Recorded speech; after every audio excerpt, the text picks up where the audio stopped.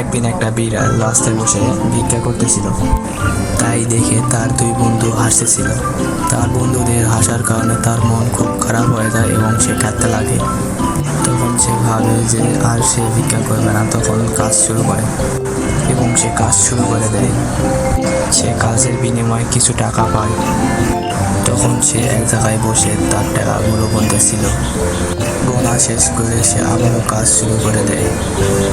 সেই কাজের বিনিময়ে সে আবারও কিছু টাকা পায়। তখন সেই টাকা দিয়ে সে ব্যবসা শুরু করে এবং সে তার থেকে অনেক টাকা লাভ করে।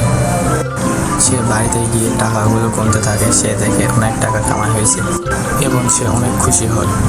আর সে ভাবে যে সে অনেক বড় একটা ব্যবসা করবে, তার থেকে অনেক টাকা কামাই করবে এবং সে অনেক টাকা কামাই করেও ফেলে। তারপর সে টাকা দিয়ে একটা সে গাড়ি কিনে। এগুলো দেখে তার গার্লফ্রেন্ড অনেক অবাক হয়ে যায়।